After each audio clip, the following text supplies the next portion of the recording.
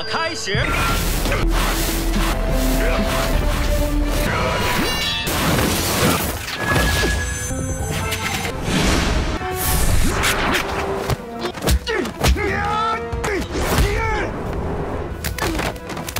Hai sahabat Asik Film, gimana kabar kalian hari ini? Semoga tetap oke. Yang lagi sakit hati semoga lekas sembuh, dan yang lagi kekosongan hati segera terisi ya. Agar itu tetap enjoy, jangan lupa bersyukur dan tetap full senyum di sepanjang hari. Oke, pada episode kali ini Mimin akan ngebahas film seru yang mengisahkan perjuangan pemuda desa yang dianggap lemah tak guna. Namun seiring berjalannya waktu, ternyata pemuda ini memiliki bakat serta kekuatan budidaya yang kuat yang membuat 3 negara besar segan padanya. Adalah bagaimana kisah perjalanan dan endingnya. Untuk itu tak usah berlama-lama, langsung saja siapin kopi udutnya dan sama-sama 1, 2, 3 semongkoh.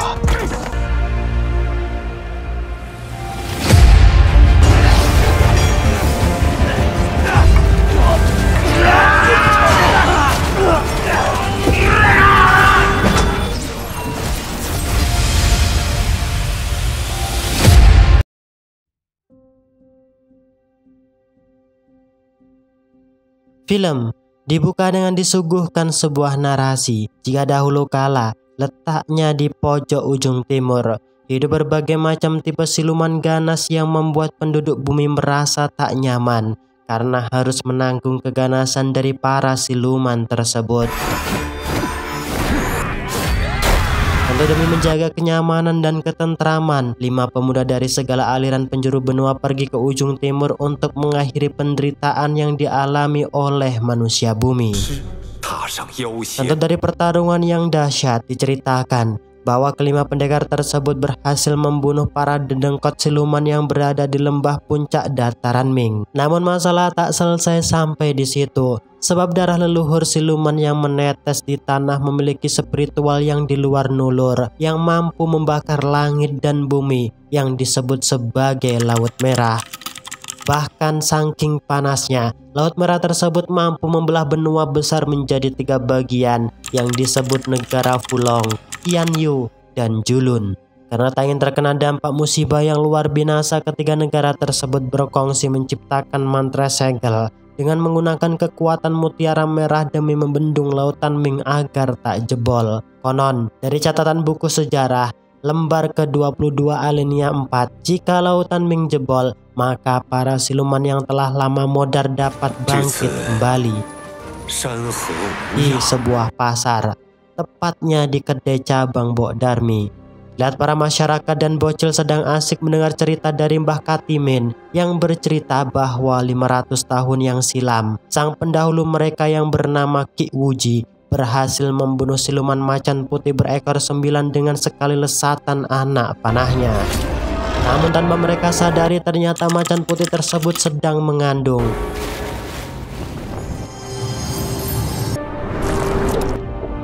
Belum selesai cerita, tiba-tiba Mbah Katimin dikejutkan dengan teriakan para pasukan negara Fulong yang sedang mengejar sosok siluman buruk rupa. Tak tinggal diam, seorang pemuda yang sedang menikmati kopi buatan Bok Darmi pun ikut melesat turun tangan setelah melihat sinyal jimat pendeteksi silumannya berkedip. Pemuda ini bernama Xiao Xuan, salah satu keturunan Ki Wuji, sang pembasmi siluman dari negeri Fulong. Tentu dalam hitungan detik Xiao Xuan berhasil ngebunuh si siluman buruk rupa tersebut tanpa ada sedikit pun masyarakat yang terluka di sana. Tak lain, hal itu semua berkat seseorang kakek tua yang merupakan kodam Xiao Xuan. Setelah mendengar kabar terjadi fenomena aneh di Lautan Merah, Xiao Xuan bergegas pulang kembali ke istana. Dan benar saja, di dalam aula terlihat sang guru besar sekaligus ayah kandung Xiao Xuan, Ki Zilu, sedang mengadakan rapat terbatas untuk membahas retaknya mutiara merah, yang fenomena tersebut belum pernah terjadi selama 500 tahun terakhir. Karena hanya mendengar laporan, tak melihat secara langsung, Tentu sang guru besar mengajak semua antek-antek istana pergi ke Teluk Fulong guna melihat keadaan yang sebenarnya.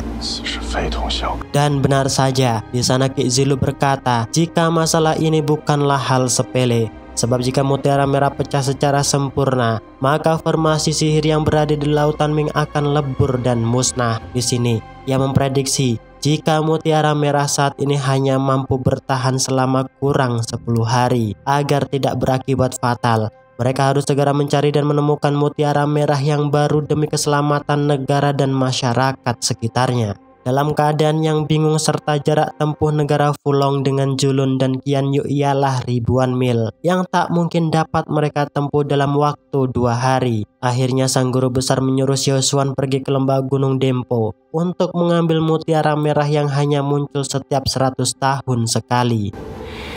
Karena tugas yang diberikan sangatlah berat, tentu di sana Xiao Xuan meminta waktu 5 hari untuk menyelesaikan misi tersebut. Dari perjalanan yang panjang inilah akhirnya Xiao Xuan dan pasukan berhasil menemukan titik keberadaan mutiara merah tanpa ada halangan dan rintangan sedikit pun. Namun siapa sangka di pertengahan jalan hendak kembali ke istana, Xiao Xuan dihadang oleh seseorang pemuda desa yatim piatu yang handal dalam melakukan jebakan dan penyamaran. Ia bernama Huzi.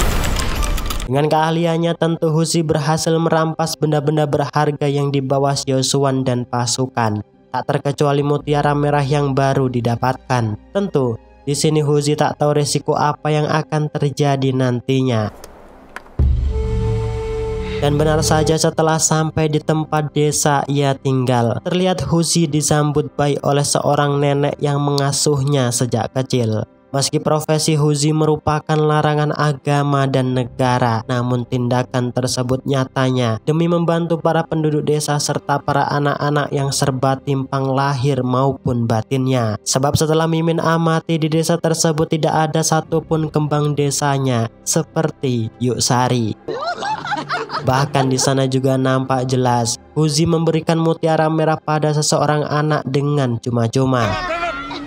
Sedangkan di sisi lain kita diperkenalkan sosok seseorang pembasmi iblis swasta bernama Zhao Xintong.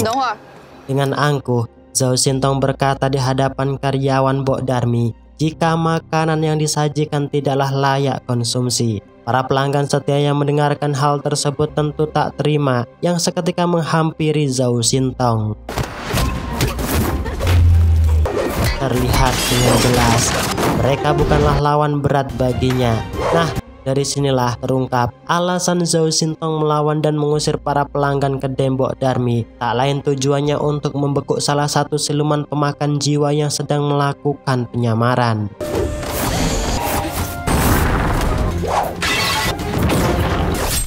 Meski pusaka tombaknya mengenai tubuh si siluman berulang kali, namun Zhao Xintong gagal ngebunuh si siluman tersebut. Di saat terbangun dari mimpi inilah, Huzi terkejut mendengarkan teriakan para warga yang sedang memadamkan kobaran api. Di waktu yang bersamaan pula, terlihat Xiao Xuan datang di desa tersebut untuk membantu para warga. Disinilah kita diberitahu bahwa mutiara merah yang dicuri Huzi ternyata mengundang siluman datang. Konon mutiara merah tersebut bisa meningkatkan kekuatan yang setara kultivasi 100 tahun lamanya. Sebab itulah hawa panas yang terpancar dapat dirasakan oleh para siluman dan dengan sengaja membakar desa tersebut demi menemukan keberadaan mutiara merah. Setelah berhasil menyelamatkan sang nenek dan para warga, di sana Xiao Xuan menghampiri sambil menjelaskan jika kebakaran yang usai terjadi bukanlah tanpa sebab, melainkan ulah siluman yang sedang mendeteksi keberadaan mutiara merah. Setelah mendengarkan penjelasan tersebut, tentu Pak Lurah menyalahkan Huzi, sebab tanpa langsung ialah dalang dari bencana kebakaran yang terjadi.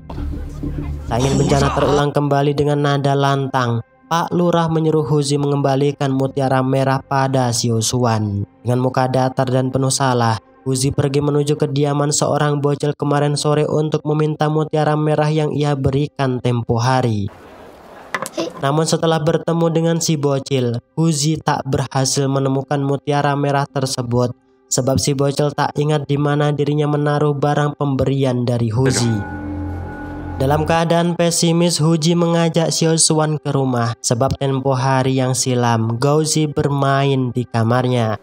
Dan benar saja, tanpa sengaja inilah Huzi menemukan mutiara merah yang terletak di satu sepatu kulit miliknya. Tanpa membuang waktu cukup lama, Xiao Xuan bergegas pergi membawa pulang mutiara merah sebelum sihir pelindung lautan Ming lebur.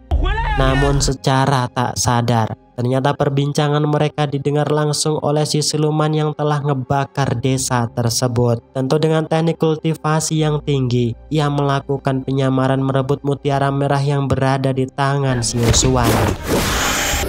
Dengan sifat ingin, Xiao Xuan kembali memutar arah untuk menemukan siluman tersebut yang secara kebetulan Huzi melintas di depannya.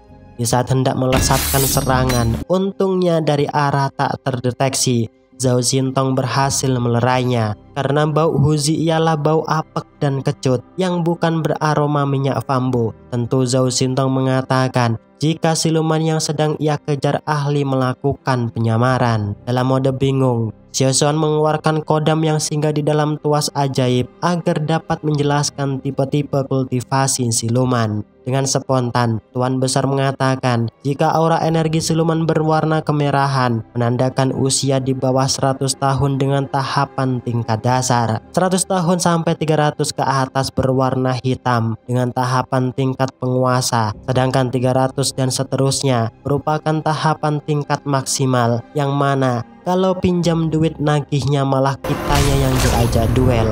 Bangke emang. Tak ingin menyanyiakan waktu yang terus mepet, mereka berempat berusaha mencari titik keberadaan siluman pembawa mutiara merah yang dengan kagetnya mereka melihat semua warga desa yang sudah di bawah sihir kendali si siluman. Yang tak lain, siluman tersebut sedang menyerap elemen inti manusia guna menyempurnakan kekuatan spiritual yang berada di dalam mutiara merah. Karena tak punya pilihan lain demi menggagalkan aksi si siluman tersebut, tentu Xiao Xuan dan yang lainnya berusaha melawan.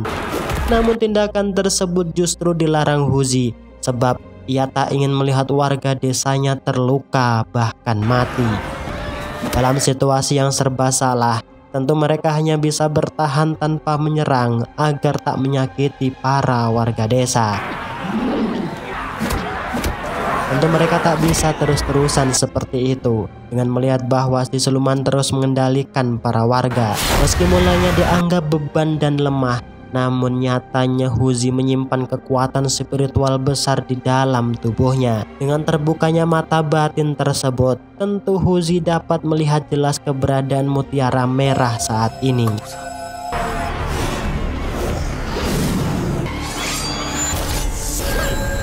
Lihat warga desa yang saling ngebunuh, Xiao Xuan meminta Huzi untuk segera mengambil mutiara merah yang berada di dalam tubuh si bocil.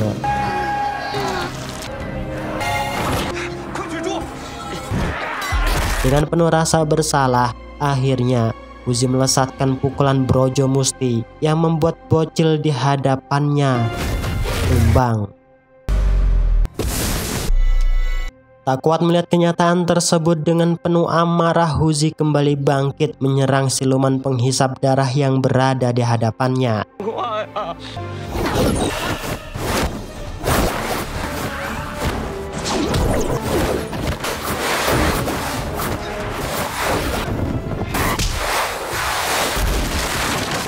Sadar bahwa kemampuannya tidaklah sebanding, dalam mode kepepet, Huzi menelan mutiara merah dengan harapan ia dapat menumbangkan si siluman di hadapannya.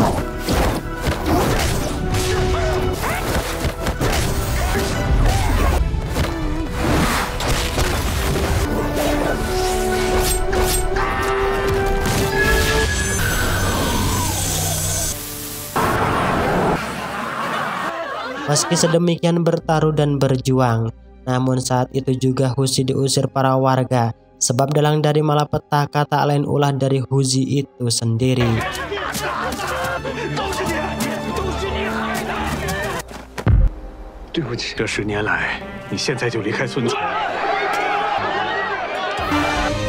Nah, disinilah dengan petunjuk Tuan Besar, Xiaoshuan dan yang lainnya berjalan menuju tempat keberadaan Prijime yang merupakan teman lama Tuan Besar dengan tujuan agar dapat mengeluarkan mutiara merah yang berada di dalam tubuh Huzi.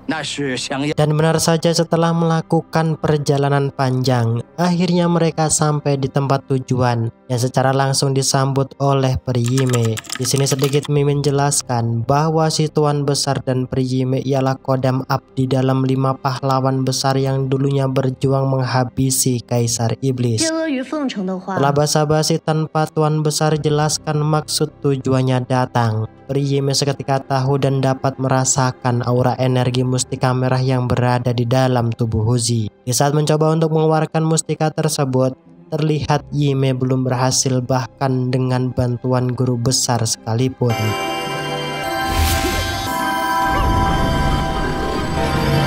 Kekebalan tubuh Huzi yang berbeda dengan manusia pada umumnya di hadapan Tuan Besar. Yime menyimpulkan jika di dalam tubuh Huzi terdapat energi siluman berlevel tinggi yang membatasi. Paham akan hal tersebut, Yime mengatakan ada kemungkinan bisa mengeluarkan mustika merah, yakni dengan menekan energi siluman yang berada di dalam tubuh Huzi dengan pusaka sihir Ajimat Sakti salah satu koleksinya. Di sini rupanya Yime merupakan salah satu kodam paling sugih yang memiliki banyak koleksi ajimat. Tentu untuk mendapatkan pusaka yang dimaksud, Huzi harus bisa memenangkan turnamen yang sedang diadakan olehnya. Karena tak ada pilihan lain demi memenangkan turnamen tersebut, terlihat Xiaoshuan mulai melatih Huzi keterampilan seni memadukan energi tenaga dalam dan pikiran agar terciptanya energi kuat untuk dikeluarkan.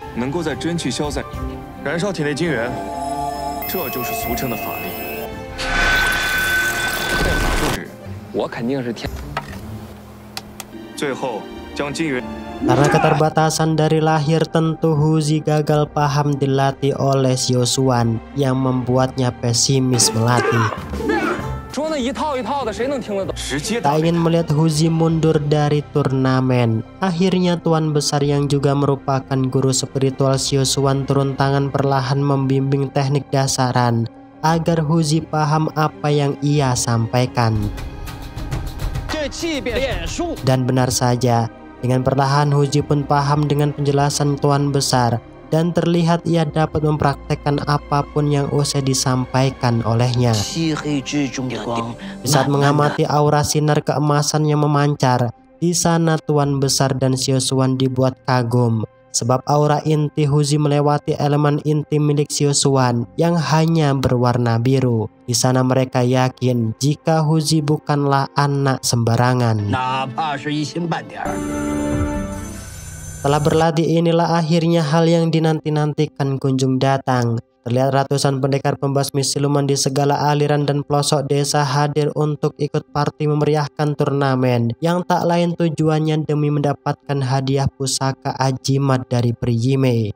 Sebelum pertandingan dimulai, asisten Yime menyampaikan aturan yang mana masing-masing peserta bebas menggunakan pusaka atau ilmu perklinikan dan akan dinyatakan menang jika musuh lawan tandingnya keluar dari garis gelanggang. Ya, para pendekar pun mulai unjuk gigi. Terlihat perwakilan dari daerah wilayah Qianyu dengan spesialis kemampuan belati terbangnya turun menjadi peserta pertama. Sedangkan sang lawan berasal dari wilayah Fulong dengan spesialis kemampuan pedang pembakar sukma.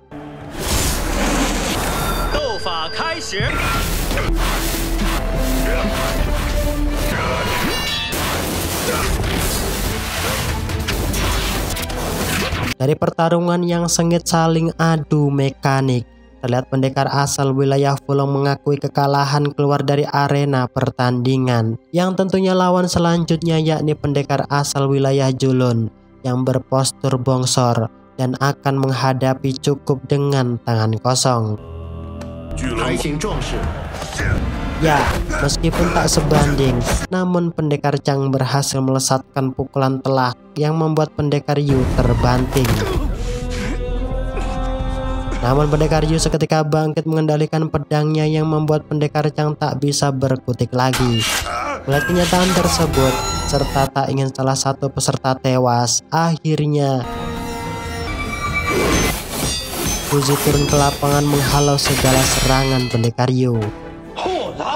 secara otomatis. Huzi merupakan lawan ketiga menggantikan pendekar Chang yang sudah hampir kehabisan ion tubuh. Melihat seorang bocah asal desa dan tak ada spesialnya, tentu di sana pendekar Yu seketika meremehkan Huzi karena dianggap tak layak ikut turnamen.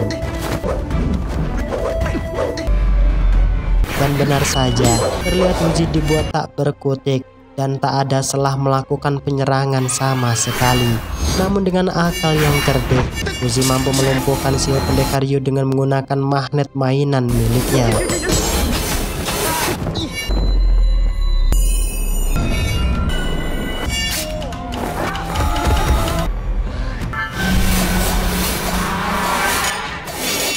Merasa direndahkan, pendekar Yu seketika mengeluarkan jutsu elemen intinya guna mengakhiri pertarungan.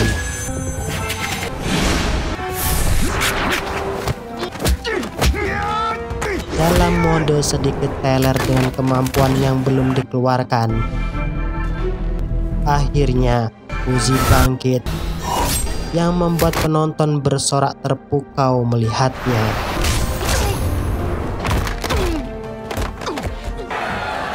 Tak ingin menjadi pemenang tunggal secara tiba-tiba, Zhao Xintong turun arena menantang Huzi bertarung. Hal itu tentu ia lakukan demi mendapatkan hadiah pusaka ajimat guna membenahi pusaka tombak peninggalan mendiang ibunya yang patah saat melawan siluman penghisap darah.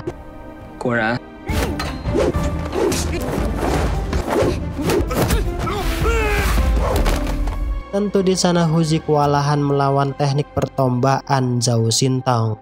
Yang untungnya Huzi berhasil membalik keadaan setelah mendemek tubuh Xintong yang terdapat gunung kembarnya. Tentu identitas asli Xintong pun terbongkar, yang nyatanya dia merupakan seorang wanita anak salah satu tokoh pendekar yang sangat disegani di wilayah tersebut. Tak ingin adanya dendam setelah menang, Huzi mengajak Xiao Xuan datang di tempat Xintong dengan tujuan minta maaf kepadanya. Setibanya di perguruan, terlihat mereka disambut langsung oleh ayah Xintong yang bernama Tuan Zhao Haotian. Di sana Huzi seketika berkata jika mereka datang dengan tujuan meminta maaf pada Xintong atas perbuatan tempo hari yang membuat Nona Xiantong malu di arena pertandingan. Namun ungkapan Huzi dibantah oleh Tuan Zhao dengan berkata bahwa selama ini putrinya tak pernah keluar rumah, apalagi sampai mengembara ikut kompetisi bela diri. Dan benar saja di sana Huzi dan Xiao Xuan dibuat kagum melihat keanggunan Xiantong. Tentu di sana Huzi dan Xiao Xuan yakin jika Xiantong merahasiakan dan membohongi ayahnya. Dan benar saja dugaan tersebut terbukti setelah mereka bertemu di belakang rumah.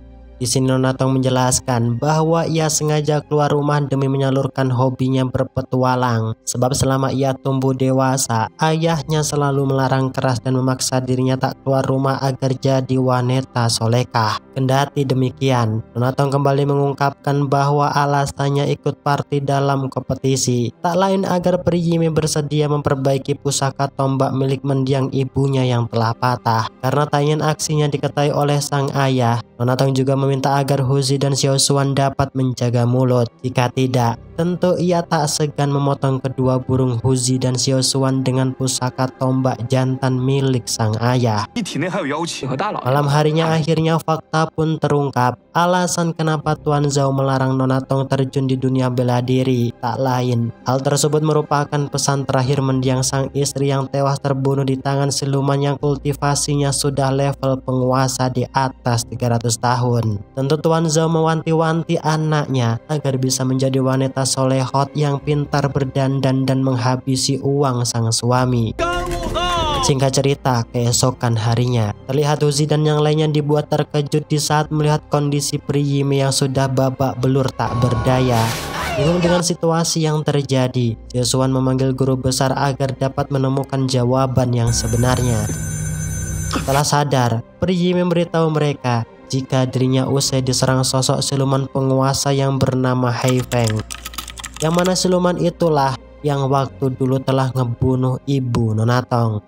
Tak mau tinggal diam, Nona Tong seketika cabut memberitahu sang ayah akan kenyataan tersebut. Namun setibanya di sana, Nona Tong malah kena omel Tuan Zhao sebab rahasia anaknya yang sering keluar dan berlatih ilmu bela diri sudah ia ketahui. Karena tak ingin melibatkan satu-satunya anak yang paling ia sayang, memilih mengurung Nona Tong sedangkan dirinya akan pergi menghadapi Hai Feng, musuh bebuyutannya. Dan benar saja, dari atas bukit terlihat Hai Feng menggunakan formasi sihir 4 arah guna menghancurkan dan menghisap semua elemen inti manusia. Sebelum terjun berduel, Yi Mei memberitahu Tuan Zhao bahwa satu-satunya cara untuk menghancurkan formasi 4 arah yaitu dengan menghancurkan 4 mata jimat yang telah ditanam Hai Feng sebelum gumpalan asap hitam menyatu secara sempurna. Karena risiko nyawa keselamatan para warga berada di tangannya, terlihat Xiao Xuan dan para pendekar pembasmi siluman lainnya juga ikut party ngebantu menemukan titik keberadaan 4 mata jimat yang telah ditanam Hai Feng. Di sana, terlihat para pendekar pembasmi siluman saling kerjasama, meski nyawa yang menjadi taruhannya. Dan benar saja, di gerbang sebelah barat, terlihat Xiao Xuan dan Huzi berhasil menjebol jimat yang pertama.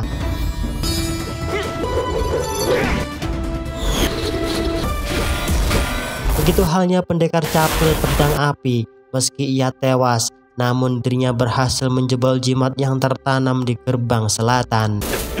Hal yang sama pun juga berhasil dilakukan pendekar Tao dan Mang Dudun, meski keduanya tak terselamatkan. Namun mereka berhasil meruntuhkan jimat yang tertanam di gerbang utara. Dalam kondisi terdesak berjuang sendirian, terlihat Nona Tong melesat menghampiri sang ayah untuk ngebantu memusnahkan jimat yang berada di gerbang bagian timur. Meski awalnya marah tak setuju, namun setelah melihat situasi yang urgent menyangkut keselamatan para warga, akhirnya Tuan Zhao menyampingkan egonya demi mereka semua. Dan benar saja, Tuan Zhao berhasil menonaktifkan jimat yang terakhir yang membuat formasi Hai Feng pun lebur.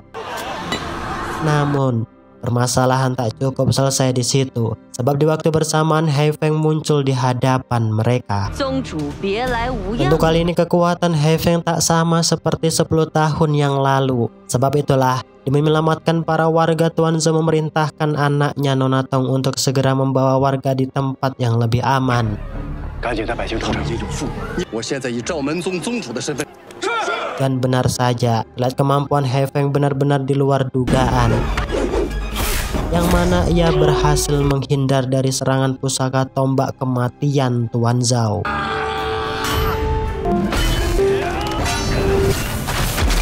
Sadar dengan kondisi tersebut, Huzi dan Xiao Xuan melesat untuk menolong Tuan Zhao yang sekarat.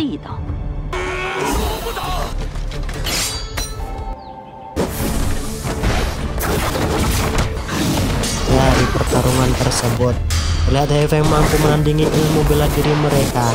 Bahkan di sana terlihat Hai Feng dengan membabi buta menyerang Xiao Xuan. Nah, alasan ia bermain melawan Huzi tak lain agar ia dapat mengetahui keistimewaan si pemuda desa yang tak jelas tersebut. Dan benar saja, telah masuk ke bawah alam sadar pikiran Huzi. Terlihat Hai Feng sama sekali tak menemukan rasa ketakutan sedikit pun di dalamnya, yang padahal takut merupakan sumber kekuatan Hai Feng. Ketika hendak mengulik lebih dalam, secara spontan Hai Feng tersungkur jatuh di sana. Di sana Hai Feng ketakutan melihat kekuatan yang muncul dari dalam tubuh Huzi, yang mana dirinya memilih untuk kabur agar dapat membalikkan keadaan. Dan benar saja, di saat Huzi sedang tak sigap, Hai Feng kembali muncul melesatkan serangan yang membuat Huzi, Xiao Xuan, dan Tuan Zhao tergeletak tak berdaya. Dalam mode yang mengkhawatirkan, untungnya Nona Tong datang setelah memindahkan para warga di tempat yang aman. Ya, tentu hal tersebut tak membuat Hai Feng gentar, yang mana ia berkata akan ngebunuh mereka semua saat itu juga.